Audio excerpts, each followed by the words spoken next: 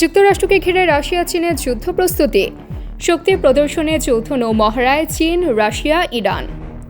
বিশ্ব রাজনীতিতে উত্তেজনা যখন চরমে, তখন নতুন করে সামরিক মহড়ায় মাঠে নেমেছে রাশিয়া ও চীন।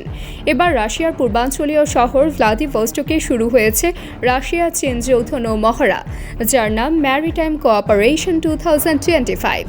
এতে অংশ নিয়েছে চীনের দুটি যুদ্ধ জাহাজ, একটি সাবমেরিন ও দুটি উদ্ধার ও সহায়তা জাহাজ। রুশ নৌবাহিনীর পক্ষ থেকে মহড়ার নেতৃত্ব দিচ্ছেন ভাইস অ্যাডমিরাল টেনিস ভেরেসভস্কি এবং চীনের পক্ষ থেকে নেতৃত্ব দিচ্ছেন ভাইস অ্যাডমিরাল লিউ সিলঝু। এই সামরিক মহড়ার উদ্দেশ্য রাশিয়ার ভাষ্য অনুযায়ী শত্রুপক্ষের বিরুদ্ধে প্রতিরক্ষা শক্তি বৃদ্ধি এবং সামুদ্রিক অঞ্চলে শান্তি প্রতিষ্ঠা। তবে আন্তর্জাতিক বিশ্লেষকরা বলছেন এটি নিছক প্রশিক্ষণ নয়, বরং যুক্তরাষ্ট্র পশ্চিমা বিশ্বের প্রতি এক ধরনের রাজনৈতিক ও সামরিক বার্তা।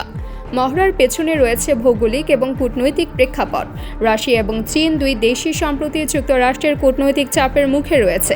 রাশিয়া থেকে চীন যদি জ্বালানি তেল আমদানি করে, তাহলে অতিরিক্ত শুল্ক আরোপের হুমকি দিয়েছেন মার্কিন প্রেসিডেন্ট ডোনাল্ড ট্রাম্প।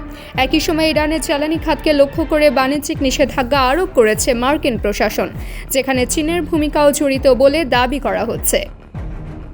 তবে এসব নিষেধাজ্ঞার হুমকিকে খুব একটা গুরুত্ব দিচ্ছে না বেইজিং, বরং রাশিয়া ও ইরানের সঙ্গে কৌশলগত সামরিক সম্পর্ক আরও শক্তিশালী করছে তারা। এর আগেও জুলাই মাসে রাশিয়া ইরান যৌথ নৌমহড়ার আয়োজন করে, যা 3 দিন ধরে চলে ক্যাসপিয়ান সাগরে। এতে অংশ নেয় দুই দেশের সর্বাধুনিক যুদ্ধ জাহাজ। তেহরানের উপর যুক্তরাষ্ট্র ও ইসরায়েলের চাপ বাড়ার প্রেক্ষাপটে চীন ও রাশিয়ার এই সমর্থন কৌশলগত দিক থেকেও অত্যন্ত তাৎপর্যপূর্ণ। বেজিং এবং মস্কো অতীতে একাধিকবার তেহরানের সঙ্গে যৌথ সামরিক মহড়া পরিচালনা করেছে। ম্যারিন সিকিউরিটি বেল্ট নামে 2019 সালে শুরু হওয়া চীন, ইরান, রাশিয়া মহড়াগুলো এর প্রমাণ। এই ধরনের কার্যক্রম পশ্চিমাদের স্পষ্ট বার্তা দেয় যে বিশ্বে একক প্রভাব বিস্তারের দিন শেষ।